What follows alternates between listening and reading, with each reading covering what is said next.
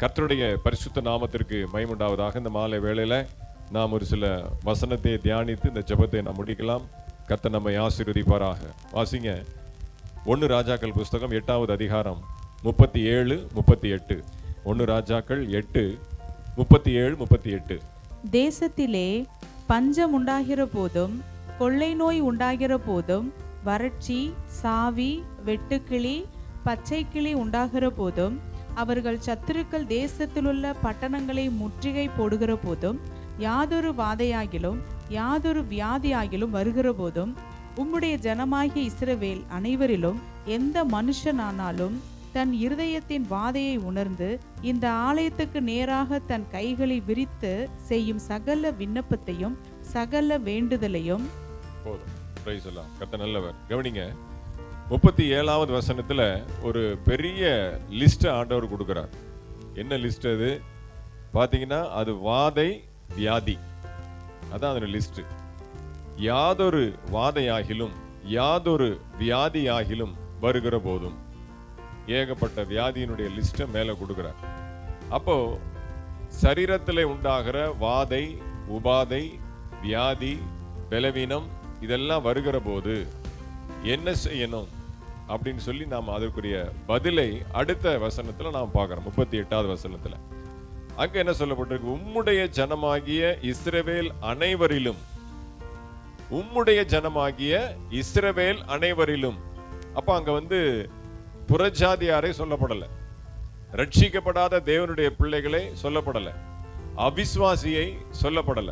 உம்முடைய ஜனமாகிய இஸ்ரவேல் அனைவரிலும். அடுத்த வார்த்தை ரொம்ப அருமையான வார்த்தை. எந்த மனுஷனானாலும், அல்லேலூயா, எந்த மனுஷனானாலும், ரட்சிக்கப்பட்ட தேவனுடைய பிள்ளை யாராக இருந்தாலும், எந்த மனுஷனானாலும், அதுக்கு அடுத்த வார்த்தை தான் ரொம்ப முக்கியமானது. தன் இருதயத்தின் வாதையை உணர்ந்து. அல்லேலூயா. நல்லா கவனிக்கணும். சரீரத்தில் என்ன இருக்கு? வியாதி இருக்கு, பலவீனம் இருக்கு. ஆனா அதுக்கு என்ன மருந்து, அதுக்கு என்ன பரிகாரத்தை சாலமோன் தேவ சமூகத்துல ஜெபிக்கிற காரியத்தை பாருங்க. தன் இருதயத்தின் வாதையை உணர்ந்து.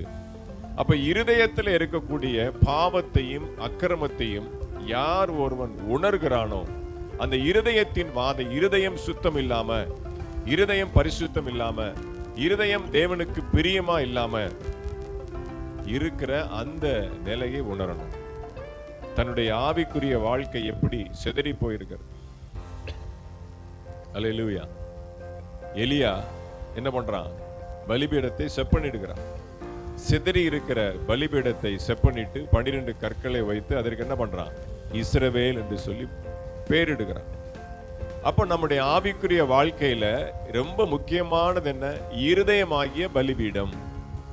அப்ப அந்த இருதயமாகிய பலிபீடம் எப்படி தகர்ந்து போயிருக்கிறது? தகர்ந்து போயிருக்குன்னு அர்த்தம், அது சிதறி போயிருக்கிறது. 12 கற்களும் சிதறி போயிருக்கிறது. வெளிப்படுத்தின விசேஷத்தில் நம்ம போன வாரம் பார்த்தோம். 12 அஸ்திபாரங்கள். அல்லேலூயா. 12 கோத்திரங்களுடைய பிதாக்களுடைய பெயர்களும் 12 அப்போஸ்தலருடைய பெயர்களும் அந்த புதிய எருசலேமினுடைய அஸ்திபாரத்திலே பதிக்கப்பட்டிருக்கிறது. அப்ப அந்த 12 கற்கள் சிதறி இருக்கிறது எதை குறிக்கிறது? நம்முடைய அஸ்திபார ஆவிக்குரிய வாழ்க்கை சிதறி போயிருக்கிறது. அன்ஸ்ட்ரக்சர்டா இருக்கு, அன்டிஃபைன்டா இருக்கு. அதை ஒரு ஸ்ட்ரக்சர் கொண்டு வர்றதுக்கு தான் நம்ம போராடுறோம். அல்லேலூயா. நம்முடைய ஜெப ஜீவியம், வேத வாசிப்பு எல்லாம் முறைப்படி சரியாக தேவனுக்கு பிரியமா இருக்கணும். அப்போ அதை செப்பனிடுவதுதான் என்னது? இருதயத்தின் வாதையை உணர்ந்து. அப்ப எந்த கல் சிதறி போயிருக்கிறது? இருதயமாகிய பலிபிடம் எப்படி அலங்கோலமா இருக்கிறது? தேவன் ஆண்டவர் அந்த இருதயத்திலே உட்காரக்கூடாதபடிக்கு, அவருடைய சிங்காசனமாக அந்த இருதயம் இராதபடிக்கு, அந்த இருதயமாகிய பலிபீடம் எப்படி சிதறி போயிருக்கிறது என்பதை நாம் உணர வேண்டும். இருதயத்தின் வாதையை உணர்ந்து. அப்போ அதை நாம் செய்யும் பொழுது, இந்த ஆலயத்துக்கு நேராக தன் கைகளை விரித்து செய்யும் சகல விண்ணப்பத்தையும் சகல வேண்டுதலையும் ஆண்டவர் கேட்க வேண்டும் என்று சொல்லி என்ன பண்றான்? சாலமோன் ஜெபிக்கிறான். அப்ப எந்த ஒரு மனிதன் தன்னுடைய இருதயத்தின் வாதையை உணர்கிறானோ, அவனுடைய சரீரத்தை ஆண்டவர் சுகப்படுத்துகிறார். ஒரு திமிர்வாதக்காரனை 4 பேர் கட்டில வச்சு கொண்டு வராங்க. அல்லேலூயா. ஓட்டை பிரிச்சு என்ன பண்றாங்க, வீட்டுக்குள்ள கட்டிலோட அவனை இறக்குறாங்க. ஆண்டவர் என்ன பண்றாரு, அவனுடைய பாவத்தை மன்னிக்கிறார். முடக்குவாதமா இருக்கு, திமிர்வாதக்காரனா இருக்கு, கை காலில் போய் தொட்டு ஜெபம்ல ஜெபேனையை கொடுத்து கை காலெல்லாம் தடை விடல. என்ன பண்றார், அவனுடைய பாவத்தை மன்னித்து அவனை ஜெபித்து அனுப்பும் பொழுது அவனுடைய வியாதி சுகமாக. இப்ப பாவத்திற்கும் வியாதிக்கும் சம்பந்தம் இருக்கு. அல்லேலூயா. அப்போ இருதயத்திலே நாம் ரெண்டு விதமாக நாம் வாதையை உணரலாம். வாசிக்கலாம். 2 பேதுரு புஸ்தகம் 2வது அதிகாரம் 8வது வசனம். 2 பேதுரு 2:8.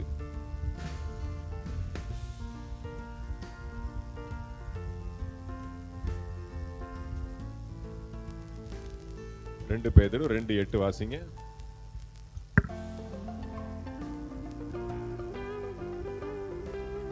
நாள்தோறும் அவர்களுடைய அக்கிரம கிரியைகளை கண்டு கேட்டு நீதியுள்ள தன்னுடைய இருதயத்தில் வாதிக்கப்பட்ட நீதிமானாகிய லோத்தை அவர் ரட்சித்திருக்க. பாருங்க, இருதயத்தில் வாதிக்கப்பட்டான். யாரு? லோத்து. எதனாலே அவன் இருதயத்திலே வாதிக்கப்பட்டான்? சோதோ குமாரா பட்டணத்தில் இருக்கக்கூடிய ஜனங்களுடைய பொல்லாத அக்கிரமங்களையும் பொல்லாத பாவங்களையும் பார்த்து இதை தடுக்க முடியலையே, இவங்களை சரி செய்ய முடியலையே, இவர்களை கர்த்தருக்குள்ளாக நடத்த முடியல என்று சொல்லி நீதிமானாகிய லோத்து. நீங்களும் நான் நீதிமானா இல்லையா? அல்லேலூயா. இயேசு கிறிஸ்துவின் ரத்தத்தினாலே கழுவப்பட்டவர்கள் எல்லாரும் நீதிமான் என்று சொல்லி வேதம் சொல்லுகிறது. அப்ப நாள்தோறும் சொல்லப்பட்டிருக்கு. கவனிங்க, நாள்தோறும் அவர்களுடைய அக்கிரம கிரியைகளை கண்டு கேட்டு நீதியுள்ள தன்னுடைய இருதயத்திலே அவன் வாதிக்கப்பட்டான். அப்ப லோத்தினுடைய இருதயத்தின் வாதை என்ன? சோதோம் குமாரா பட்டணம் அக்கிரமத்திலே இருக்கிறது. அதனாலே அவன் நாள்தோறும் என்ன பண்ணான்? இருதயத்திலே வாதிக்கப்பட்டான். அப்ப 2 விதமான காரியம் இருக்கு. ஒண்ணு, நம்மை நாமே நிதானித்து அறிவது. நம்மை நாமே நிதானித்து அறிந்தால் நியாயம் தீர்க்கப்படும். 1 கொரிந்தியர்ல வாசிக்கிறோம். அப்ப நம்முடைய நிலைமையை நாம் தியானித்து நம்மை முதலாவதாக சரி பண்ணி கொள்ள வேண்டும். 2வது, ரட்சிக்கப்பட்ட ஒவ்வொரு தேவனுடைய பிள்ளைக்கும் இருக்கக்கூடிய மிகப்பெரிய பாரம் என்ன அப்படின்னா, என்னை சுற்றி இருக்கிற ஜனங்கள், நான் வசிக்கிற பட்டணத்துல, நான் இருக்கிற பகுதியில் இருக்கிற ஜனங்களுடைய அக்கிரமத்தின் கிரியைகளை பார்த்து நாள்தோறும் இருதயத்திலே வாதிக்கப்பட்டவர்களாய் நாம் காணப்பட வேண்டும். அல்லேலூயா. அப்போ லோத்துவை பாருங்க, அவன் நீதியுள்ளவனா இருந்து அவன் என்ன பண்றான்? இருதயத்திலே வாதிக்கப்பட்டான். Praise the Lord. இன்னொரு காரியத்தை பாருங்க. நெகேமியாவின் புஸ்தகம் 1வது அதிகாரம். நெகேமியா 1:3 வாசிங்க. Praise the Lord. அதற்கு அவர்கள், சிறையிருப்பில் மீந்திருக்கிறவர்கள் அந்த தேசத்திலே மகா தீங்கையும் நிந்தையையும் அனுபவிக்கிறார்கள். எருசலேமின் அலங்கம் இடிபட்டதும் அதன் வாசல்கள் அக்கினியால் சுட்டரிக்கப்பட்டதுமாய் கிடக்கிறது என்றார்கள். இந்த வார்த்தைகளை கேட்டபோது நான் உட்கார்ந்து அழுது சில நாளாய் துக்கித்து உபவாசித்து மன்றாடி பரலோகத்தின் தேவனை நோக்கி. போதும். இது நெகேமியாவுடைய இருதயத்தின் வாதை. அப்போ ரட்சிக்கப்படாத ஜனங்களுடைய அக்கிரமத்தின் கிரியைகளை பார்த்து லோத்து என்ன பண்ணா? தன் இருதயத்திலே வாதிக்கப்பட்டான். இங்க நெகேமியா தன்னுடைய சொந்த ஜனங்கள், தன்னுடைய சொந்த சகோதரர்கள், தேவனுடைய பிள்ளைகள் அங்கே சிறையிருப்புல இருக்கிறாங்க. எருசலேமுடைய அலங்கம் இடிக்கப்பட்டிருக்கிறது, சிறையிருப்புல இருக்கிறாங்க. இப்ப 2வது நாம் இருதயத்திலே எதை குறித்து வாதிக்க வேண்டும் என்றால், கிறிஸ்டியன்ஸ், அல்லேலூயா, கிறிஸ்துவர்கள் என்று சொல்லிக்கொண்டு, தேவனுடைய பிள்ளை என்று சொல்லிக்கொண்டு தகாத செயல்களை செய்கிற சிறையிருப்பில் இருக்கிற அவர்களுடைய பாவத்திற்காக, அல்லேலூயா, அவர்களுடைய மீறுதல்களுக்காக அநேக இடரலான காரியங்களை செய்து அநேகரை வழி விலகி போக பண்ணுகிற தேவனுடைய பிள்ளைகளுக்காக நாம் என்ன பண்ணுவோம்? பாருங்க, எவ்வளவு வார்த்தை சொல்லப்பட்டிருக்கு. அவன் உட்கார்ந்து அழுது துக்கித்து உபவாசித்து மன்றாடி. ஒவ்வொரு வார்த்தையை நிறுத்தி வாசிச்சா அதுல எவ்வளவு ஒரு ஆழமான காரியம் இருக்கு பாருங்க. அப்ப அந்த அளவுக்கு அவன் இருதயத்திலே துக்கித்து. இன்னொரு ஆலயம், எருசலேமின் அலங்கம் இடிக்கப்பட்டு இருக்கிறது. அப்ப ஆலயத்தை குறித்து, சபையை குறித்து, ஊழியத்தை குறித்து, தேவ ஜனங்களை குறித்து நாம் இருதயத்திலே வாதிக்கப்பட வேண்டும். அல்லேலூயா. யோபு தன் சிநேகிதர்களுக்காக என்ன பண்ணான்? விண்ணப்பம் பண்ணினான். அவர்களுடைய சிறையிருப்புக்காக விண்ணப்பம் பண்ணினான். கர்த்தர் அவனையும் மாற்றினார், அவனுடைய நண்பர்களையும் விடுவித்தார். அப்ப ரெண்டும் நமக்கு பேலன்ஸ்டா இருக்கணும்.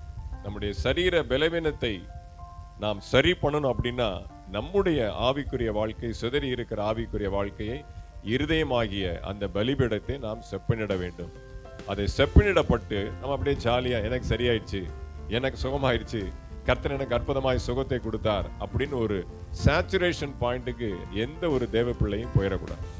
அடுத்து இரண்டாவது கட்டமாய் நாம் செய்ய வேண்டியது, நாம் சுற்றி இருக்கிற பகுதி, நாம் வசிக்கிற இடத்துல இருக்கக்கூடிய ஜனங்களுடைய அக்கிரமத்தின் கிரியைகளை பார்த்து நாம் இருதயத்திலே வாதிக்கப்பட வேண்டும். அடுத்து மூன்றாவது, நெகேமியாவை போல தன் சொந்த சகோதரர்களுக்காக, ஆலயத்துக்காக, எருசலேமுக்காக என்ன பண்ணணும்? நாம் ஜெபிக்கிறவர்களாக, மன்றாடி, அழுது, துக்கித்து, உபவாசித்து, இவ்வளவு காரியத்தை நாம் தேவ சமூகத்தில் செய்யும் பொழுது கர்த்தர் நம்மையும் ஆசீர்வதிப்பார், தேவ ஜனங்களை ஆசீர்வதிப்பார். நாம் சுற்றி இருக்கிற பட்டணமும் ஆசீர்வாதமாக இருக்கும். ஆளுகை, நிர்வாகம், எல்லா அரசாங்கத்தினுடைய எல்லா காரியங்களும் நமக்கு சமாதானமாய் வந்து முடியும். கர்த்தர் இந்த தியானத்தை ஆசீர்வதிப்பாராக. எல்லாரும் கண்களை மூடி நாம் ஜெபிக்கலாம். ஒரு குறுகிய நேரத்தில் நாம் ஆழமான ஒரு சத்தியத்தை தியானிக்க கர்த்தர் நமக்கு உதவி செய்தார். அப்ப சாலமோன் தேவனுடைய ஆலயத்தை கட்டி முடித்த பின்பு ஒரு நீண்ட ஜெபத்தை செய்கிறது தான் 1 ராஜாக்கள் புஸ்தகம் 8வது அதிகாரம்.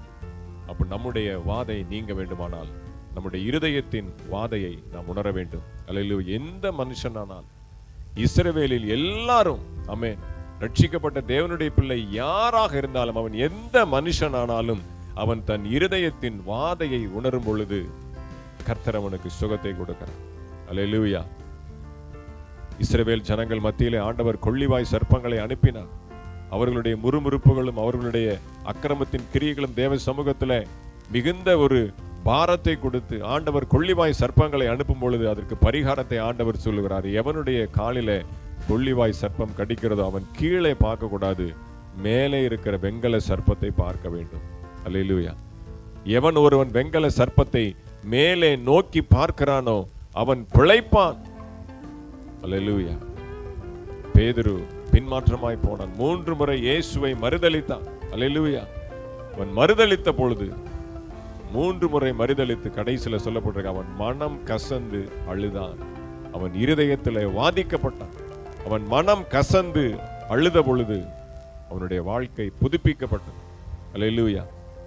உயிர்த்தெழுந்த பின்பு இயேசு கிறிஸ்து வருகிற உலாவிக் கொண்டிருக்கிற நாட்களிலே கூட அவன் பின்மாற்றமாய் மீண்டுமாய் போனான். அநேகரை அழைத்து கொண்டு மீன் பிடிக்க அவன் சென்று கொண்டிருந்தான்.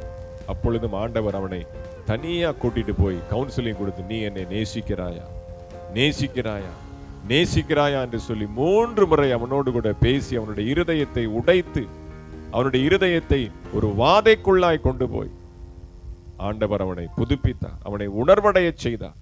அதுக்கப்புறம் அவனுடைய வாழ்க்கையில எந்த விதமான ஸ்லாக்னஸும் இல்லை. அல்லேலூயா. அவனை கர்த்தர் உயர்த்தினார். அல்லேலூயா. இந்த நேரத்தில் நம்முடைய இருதயத்தை உற்று நோக்கி பாருங்கள். செபிங்க. ஆண்டவரே, சிதறி இருக்கிற இருதயமாகிய பலிபீடத்தை இந்த நாளில நான் செப்பனிடுகிறேன், என்னை ஒப்பு கொடுக்கிற ஆண்டவரே. அதற்கு இஸ்ரவேல் என்று சொல்லி நான் பேரிடுகிற ஆண்டவரே. என் இருதயமாகிய பலிபீடத்தை ஆண்டவரே நான் சரி பண்ண கர்த்தர் எனக்கு உதவி செய்வீரா. அதன் மூலமாய் என் சரீரத்திலே காணப்படுகிற எல்லா விதமான வாதைகளும் வியாதிகளும் நீங்குவதா. என் சுற்றி இருக்கிற ஜனங்கள் ஆசீர்வாதமாக இருப்பார்களா. தேவ ஜனங்களும் தேவ பிள்ளைகளும், ஆமேன், தேவ சமூகத்திலே முன்னேறி கிட்டி சேர்வார்களா. உபவாசித்து அழுது துக்கித்து மன்றாடி செபிக்கிற ஆண்டவரே ஒரு மன்றாட்டின் ஆவியை கர்த்தர் கொடுப்பீரா. அடியார்களை தாழ்த்தி ஒப்பு கொடுக்கிறோம். கர்த்தர் பெரிய காரியங்களை செய்வீரா. இயேசுவின் நாமத்தில் செபிக்கிறோம் நல்ல பிதாவே. ஆமேன், ஆமேன். என் ஆத்துமாவே கர்த்தரை ஸ்தோத்திரி, என் முழு உள்ளமே அவருடைய பரிசுத்த நாமத்தை ஸ்தோத்திரி. என் ஆத்துமாவே கர்த்தரை ஸ்தோத்திரி, கர்த்தர் செய்த சகல உபகாரங்களையும் மறவாதே. ஆமென் ஆமென்.